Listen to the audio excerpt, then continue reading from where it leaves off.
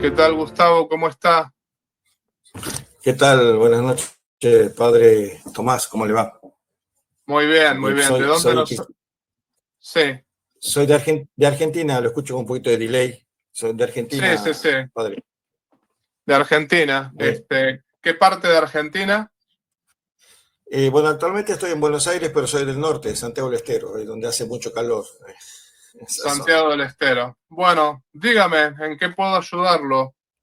Sí, mire, quería comentarle más o menos, a ver, quería escuchar su opinión. Yo soy cristiano evangélico para identificarme y somos de la línea, digamos, sola escritura, ¿no? Y tuve el privilegio de poder hablar con chicos de canales católicos que usted conoce, como Santi Alarcón, pude hablar con Lautaro de la Verdad Católica, eh, con varios chicos que pudimos charlar lindo, la verdad, pero la verdad que quería escucharlo a usted. Hay una duda que tengo, no duda, sino, ¿cómo llamarle? Un espacio que no puedo llenar y eso es lo que me tiene mal para poder tratar de entenderlo. Y la pregunta es la siguiente, a ver si usted me puede ayudar en la respuesta. Sí, Nosotros al ser sola escritura, ¿verdad? Nos aferramos y tenemos la Biblia como última autoridad, con lo que está plasmado en forma inspirada, en forma inerrante, ¿verdad? sí. Concordamos, no estamos hablando de que quién hizo la Biblia, sino que concordamos en la línea católica protestante de que la Biblia es inspirada. Al aferrarnos a ello, Padre Tomás, lo que me llama la atención y nadie me supo, digamos, llenar ese espacio es con respecto a qué pasó con la inspiración que quedó en Juan, digamos, en el último de los apóstoles, el último en morir, ¿verdad? Donde se cerró el canon.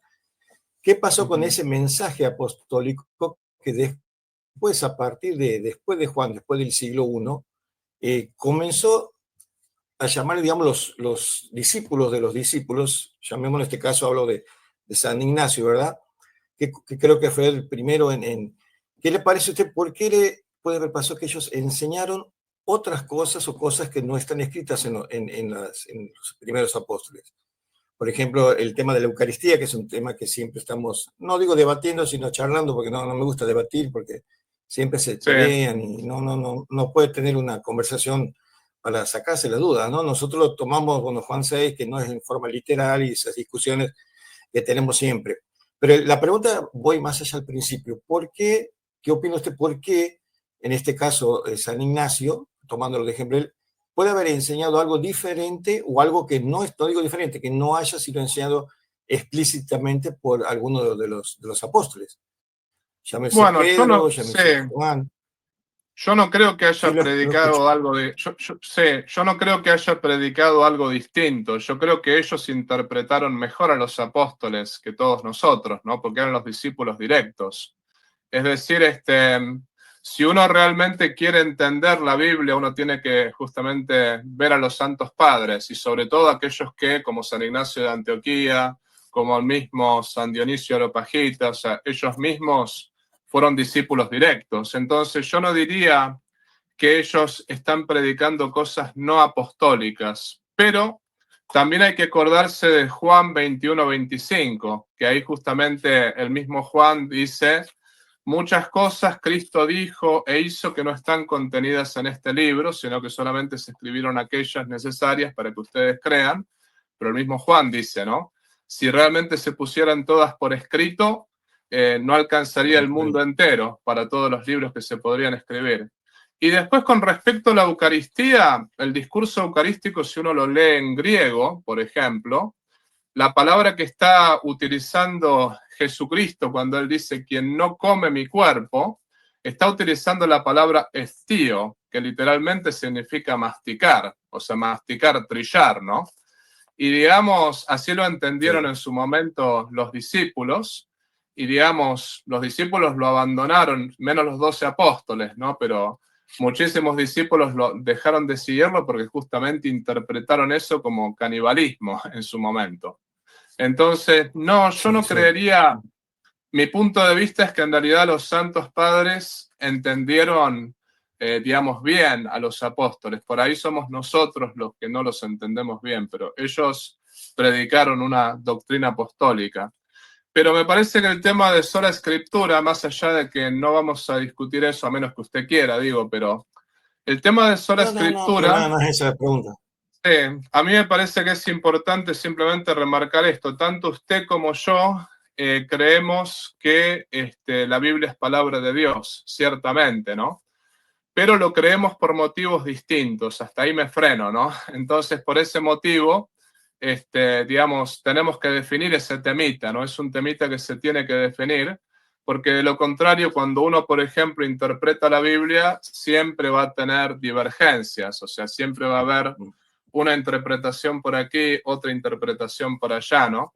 Entonces, por eso el tema de sola escritura es un tema que se tiene que definir de alguna manera. Pero esta es mi explicación a su pregunta concreta sobre la Eucaristía. Sí, a ver, ahí cuando usted nombró Juan 21 recién, yo estoy de acuerdo, ¿verdad?, con lo que decía ahí, que no todo se escribió. Pero si no mal recuerdo, en el capítulo, unos versículos antes del capítulo 20, dice que lo que sí se escribió, no dice suficiente, pero dice se escribió para confirmar, digamos, lo que en ese momento se necesitaba explicar, que era que Jesús era el Mesías, ¿verdad? Que las pruebas que estaban escritas eran como suficientes para demostrar lo que se quería decir.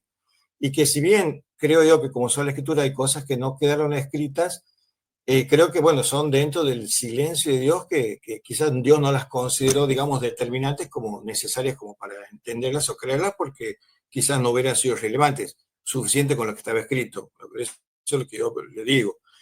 Y con respecto a la Eucaristía, según la interpretación de la escritura, es de que ahí usted tiene razón cuando me dice del griego de que masticar, bueno, eso pues lo tomamos dentro de su contexto, porque en los versículos anteriores del 6 también dice que ahí Jesús habla explícitamente de que cree en mí tiene vida eterna, y está hablando de la íntima comunión, y esa expresión que dio Jesús de comer o masticarlo, estaba hablando de una íntima comunión con él, ¿verdad? Como del Antiguo Testamento, de Isaías, de comer la palabra de Dios, de masticarla, de discernirla, y de intimar en el contexto de lo que era la fe en Cristo como el pan de vida eterna que ha venido del cielo.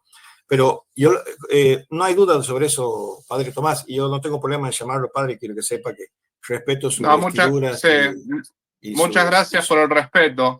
No, el tema está que el texto eucarístico, Cristo no, más bien dicho, en el momento cuando le pidieron explicaciones, cuando dijeron cómo este hombre va a darnos a comer su carne, por ejemplo, Y él eso era en el redobló la, contexto judío, claro. sí, sí, no, pero él redobló la apuesta. O sea, él no es que dijo, no, interprétenme espiritualmente. Él redobló la apuesta. Él dijo, si ustedes no comen mi cuerpo y no comen mi carne, no tendrán vida eterna. Ahí está el punto, ¿no?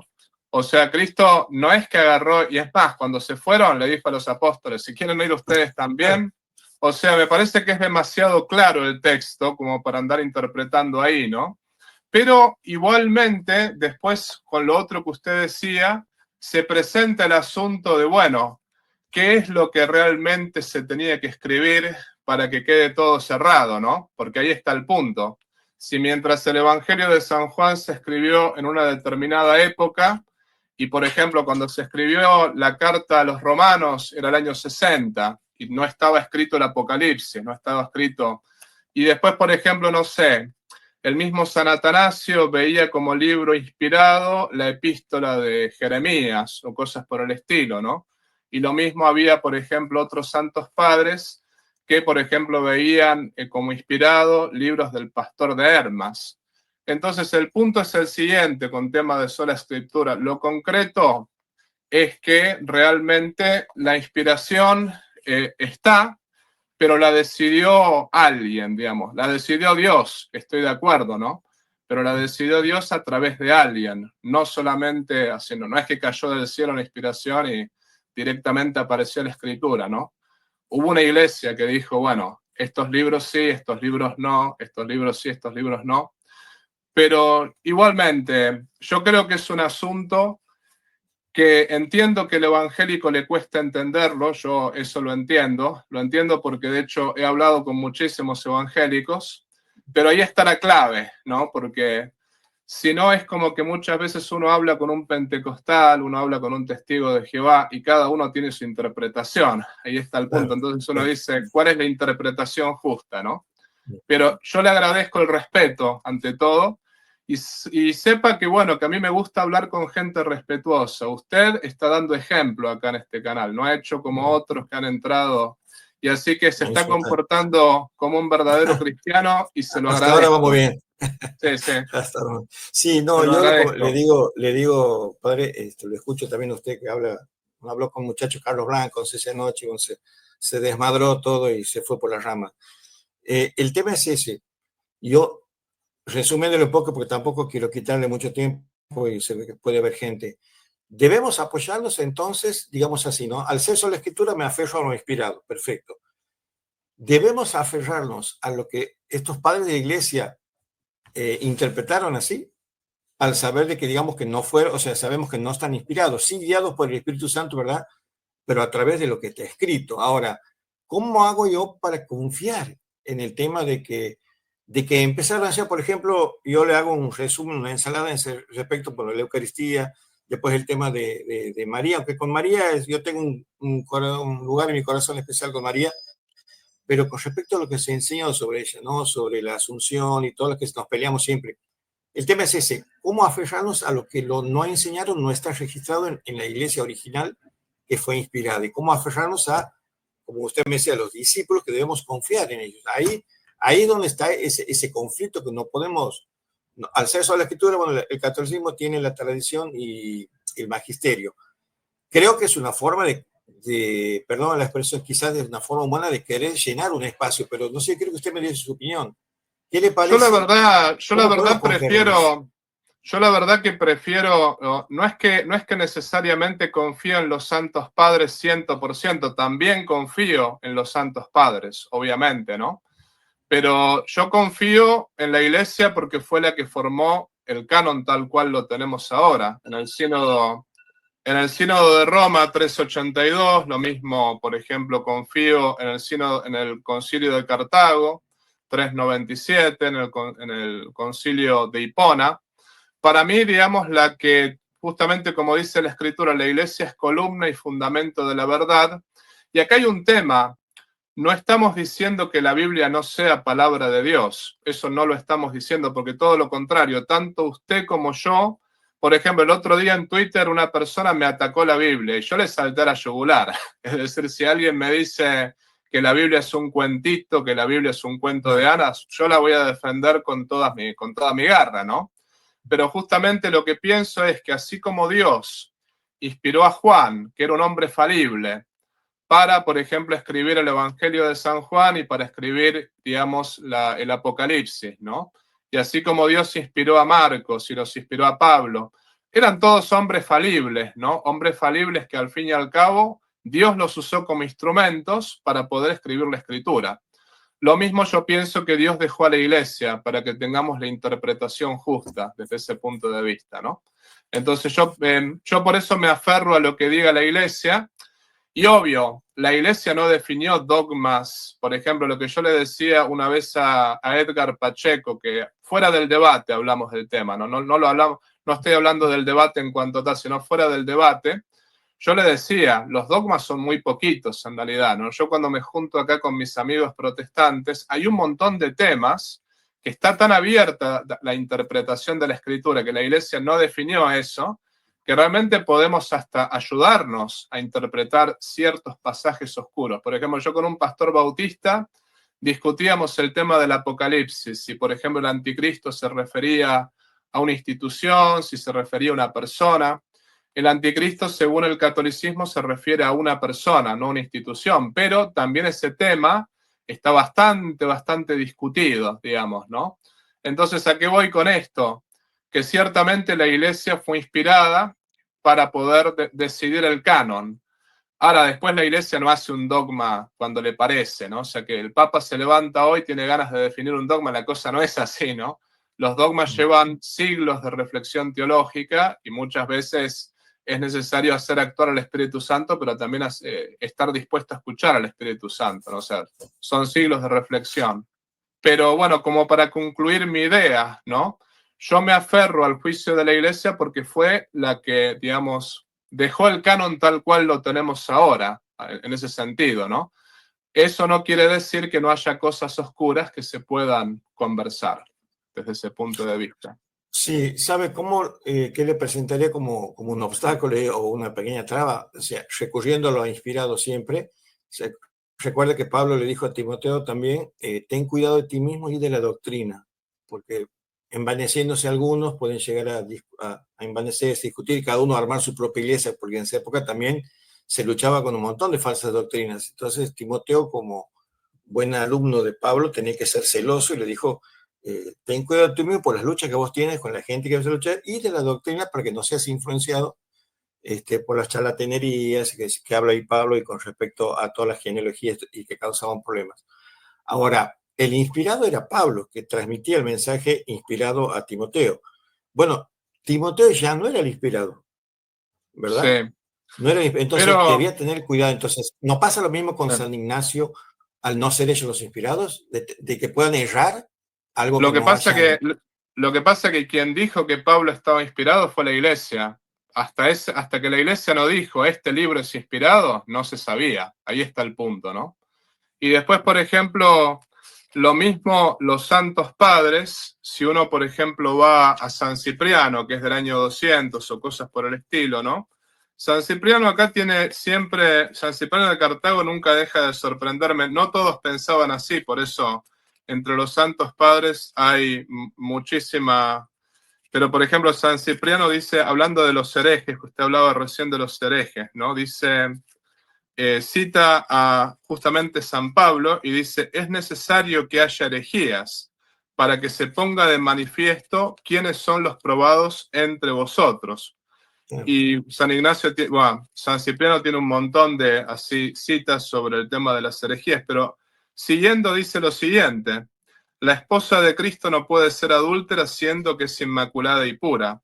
Todo el que se separe de la iglesia se une en adúltera, se aleja de las promesas de la iglesia y no alcanzará las recompensas de Cristo quien abandona la iglesia de Cristo. No puede tener a Dios por padre quien no tiene la iglesia como madre. Y uno dice, no está hablando de la iglesia católica, pero sigue diciendo San Cipriano, quien no guarda esta unidad de Pedro va a creer que mantiene la fe. Quien se separa de la cátedra de Pedro sobre la que se fundó la iglesia puede confiar que está en la iglesia. Está hablando acá del Papa, justamente del obispo de Roma, ¿no? Digamos, San Ignacio de Antioquía también decía, donde está Cristo está la iglesia católica. En fin, los santos padres, a lo que voy, ¿no? Ellos ayudaron a definir el canon, ayudaron. Pero para que San Pablo esté en el canon tuvo que haber habido una iglesia, por eso estuvo el sínodo de Roma. Ahí está el punto. Pero lo Sí, entiendo que es complicado. me cuesta, le digo la soy sincero, me cuesta unir en eso. Pablo escribía también que se cree profeta o maestro, confiese o reconozca que lo que escribo son mandamientos de Dios cuando él escribía. Pero le digo, siempre aferrándonos a lo inspirado. Cuando salimos o entramos en una enseñanza que no está avalada totalmente, es ahí donde me entra, digamos, no la duda, porque ellos, obviamente, al ver si está teniendo trato directo, obviamente me entienden y entendieron mejor que nosotros, ¿verdad? Pero no es, la orden para todos nosotros es creer en lo inspirado y debo hacer un salto de fe para aferrarme a la enseñanza, en este caso de San Ignacio fue uno de los primeros, que fue en el año 107, creo que empezó él a hablar sobre la Eucaristía, que fue el primer tema. ¿Usted qué me recomendaría que yo pueda leer?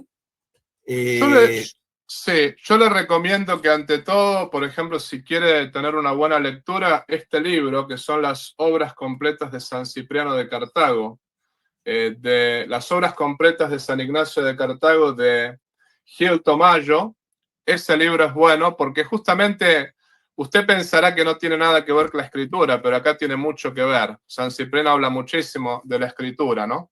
No, mire, yo le puedo decir, yo me planteé también otro libro como para seguir con los libros, ¿no? Que me parece, usted puede leer este otro, yo tengo este otro acá, que lo tengo siempre a mano, Los Padres Apostólicos, de Daniel Ruiz Bueno. Después, obviamente, usted acá tiene, por ejemplo, la Didache. La Didache también está muy buena, la Didache. Después, por ejemplo, este otro es de Bram Pietro, que son Jesús y las raíces judías de la Eucaristía. Y también, por ejemplo, hay otros libros como, por ejemplo, Patrología de Johannes Fuasten. Yo lo tengo en inglés pero este también es muy bueno. Y después también, esto queda grabado, así que después cuando se acabe el video puede tomar Sí, nota.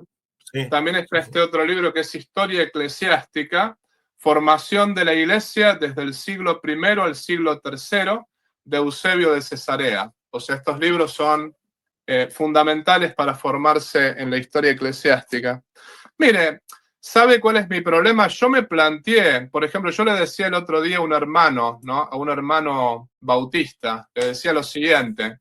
Yo muchas veces, como soy un hombre que estudia, yo me planteé muchas veces si mi iglesia es la verdadera o no. Me lo planteé muchísimas veces. Y es más, yo estuve dispuesto a decir, bueno, si el catolicismo no es verdadero, ¿qué más? ¿No? O sea, yo no quiero estar en una religión falsa. bueno, Lo que más quiero realmente es buscar la verdad y realmente buscar la verdad con todo mi corazón. Pero sabe que mientras más estudio, es como que los estudios de los padres me acercan más al catolicismo. Eso es lo que yo le puedo decir, ¿no?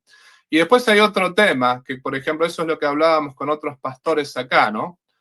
Yo, ¿por qué prefiero creerle a la iglesia que formó el canon, que formó, por ejemplo, el canon bíblico en el 382? Bueno, primero porque realmente, además de que la iglesia fue inspirada, y está en la escritura, la iglesia es columna y fundamento de la verdad, ¿no?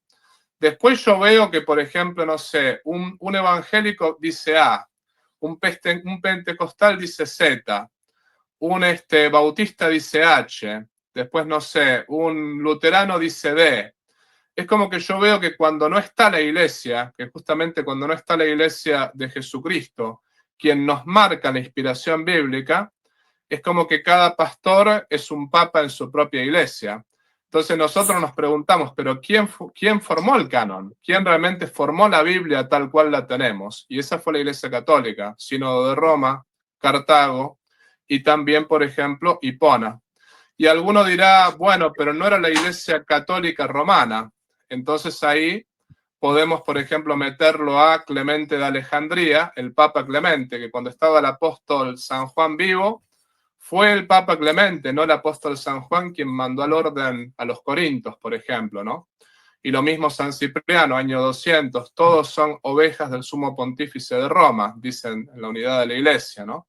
Y lo mismo San Ignacio de Antioquía, por ejemplo, en la carta a los romanos, saludo a la iglesia que preside en la caridad, a la iglesia de Roma, estaba hablando el obispo de Roma. Es decir, ya había muchos indicios de que justamente la iglesia romana, primero que el Papa era el sucesor de Pedro y era la que presidía en la caridad a las demás iglesias, ¿no? Entonces, eso es lo que me hace ser católico, que soy sincero, ¿no? Y después es como que cuando me veo las otras iglesias, veo siempre que están contradiciéndose las unas a las otras y están interpretando la Biblia de un lado, de otro, de este, del otro. Entonces uno dice, bueno, hay más confusión que claridad, ¿no? Por ese lado. sí, sí, yo también soy, veo que hay que reconocer dentro del protestantismo, por llamarlo así, hoy en día cualquiera se llama protestante y cualquiera agarra una Biblia y dice cualquier cosa, eso estamos totalmente de acuerdo, por eso hay tantas divisiones también. Pero bueno, como también opino que la sola escritura soluciona muchos de esos problemas, como lo solucionó antes en la antigüedad también para desechar las herejías y un montón de cosas. Ahora usted me dice, sí, ¿quién es el que interpreta? ¿Quién es la autoridad final? Bueno, en este caso, bueno, la Iglesia Católica está bien estructurada y está organizada de tal forma que hay un mismo mensaje en todos, ¿verdad? Ninguno difiere. Pero yo si sigo yendo más arriba y vuelvo al punto de partida es como para cerrarle ahí, debo dar un salto de fe, por llamarle así, de lo inspirado por un lado y a los primeros padres de aferrarme a lo que ellos dicen, de aferrarme a lo que ellos aprendieron, aunque no lo tenga escrito explícitamente, Lo que diciendo, pasa que mira, también, y, sí, lo que pasa que también en la Biblia, cuando había un problema doctrinal, lo resolvía la iglesia. Por ejemplo, cuando fue el caso de los judaizantes que querían mandar, por ejemplo, Hechos a 15, sí. circuncidar, ¿no? Claro.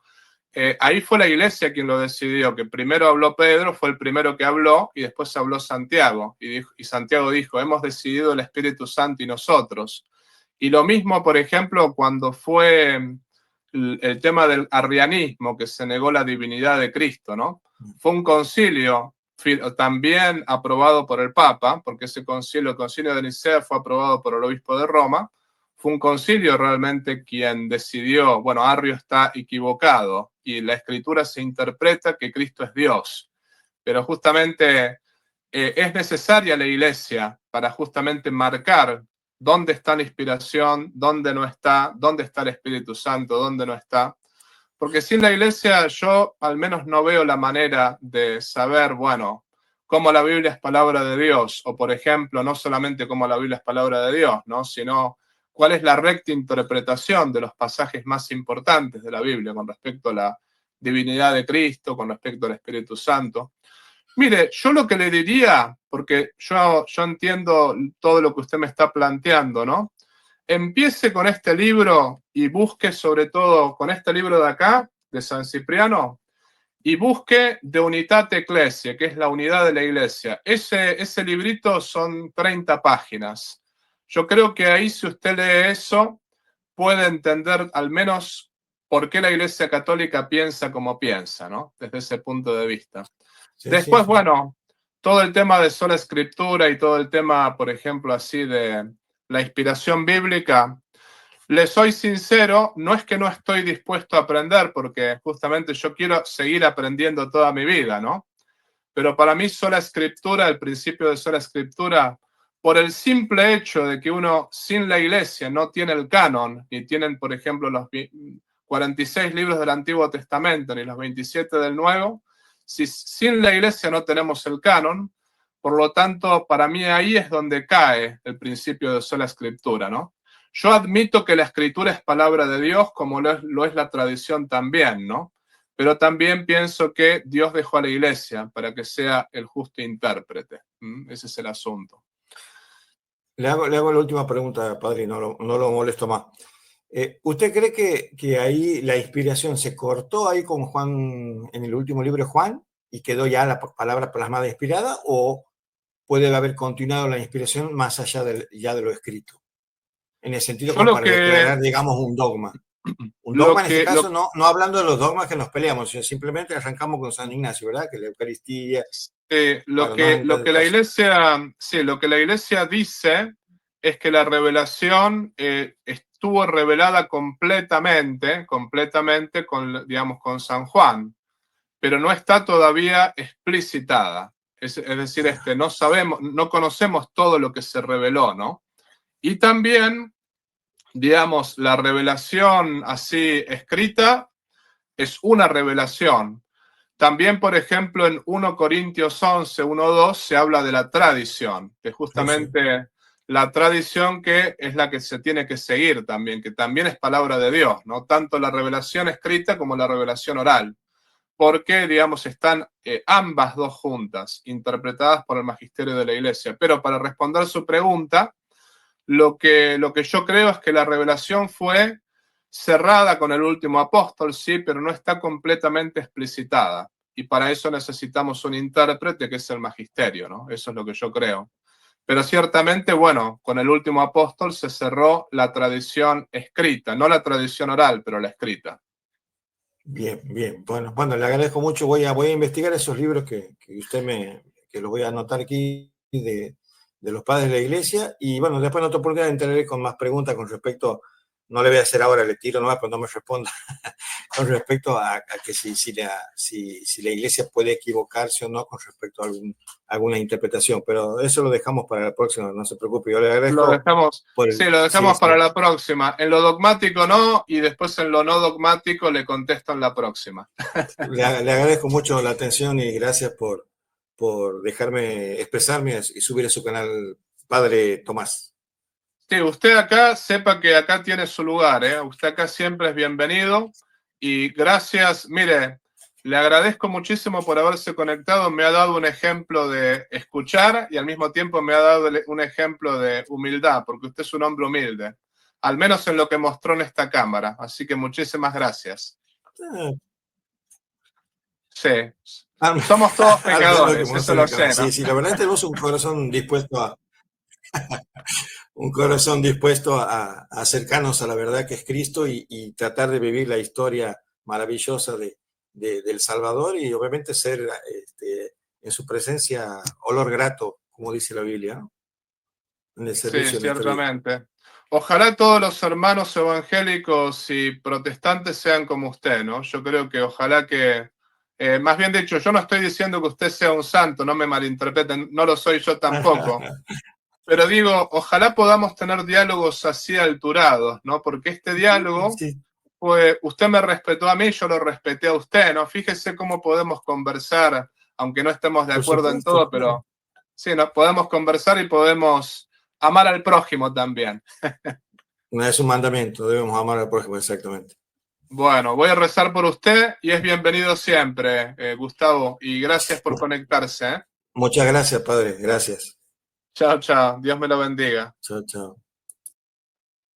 Bueno, fíjense cómo se puede conversar, ¿no? Cómo se puede conversar con la gente cuando hay un hermano así respetuoso, ¿no? Entonces, para que no quede la respuesta así sin respuesta, la iglesia, digamos, no se puede equivocar en lo dogmático, ciertamente. En lo dogmático no se puede equivocar, ¿no? Y tampoco la iglesia en cuanto tal se equivoca, sino que se equivocan en todo caso los miembros de la iglesia. Ese es el punto. El Papa puede equivocarse cuando no habla ex cátedra, pero no se equivoca cuando habla ex cátedra y no habla ex cátedra todos los días, ¿no? Entonces, bueno, en cuanto tal la iglesia no se equivoca, sí pueden equivocarse los miembros de la iglesia y sí puede equivocarse el Papa cuando no habla ex cátedra, eso lo podemos decir, ¿no? Y una aclaración, ciertamente que la revelación está revelada, no está explicitada. Con la muerte del último apóstol, la revelación ya está cerrada, pero no está explicitada todavía, ¿no? Y digamos, la tradición oral, que yo dije que no se cortó ahí, no es que no se cortó, sino que, digamos, la tradición oral fue todo lo que los apóstoles le transmitieron de Jesucristo oralmente a sus discípulos, ¿no?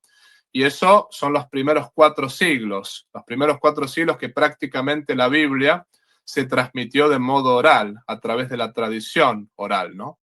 Así que esto es lo que yo le podría responder a Gustavo, pero en las próximas veces que se conecte podremos seguir conversando, ¿no? Así que, no, muy buena la conversación, ¿no? Vamos a hacer. Si te gustó el video, por favor, ponle like, suscríbete a este canal, comparte este video y activa la campanita de la notificación. También, si deseas colaborar económicamente con este apostolado virtual, te invito a hacerlo por PayPal, también por un super chat o puedes unirte al canal como miembro. En la descripción de este canal vas a ver el modo concreto cómo colaborar con este apostolado. Si no puedes colaborar económicamente, no te preocupes. Este apostolado es gratuito y todos los videos son gratuitos. Lo más importante es que compartas este video con las personas que estén a tu lado. La idea es llegar a todo el pueblo de Dios y la idea es poder predicar el Evangelio para mayor gloria de Dios y la salvación de las almas. Por otra parte, te quiero avisar que todo el dinero que se recaude con este apostolado virtual va a ser enviado para familias necesitadas y para mejorar esta misión en el 6º continente.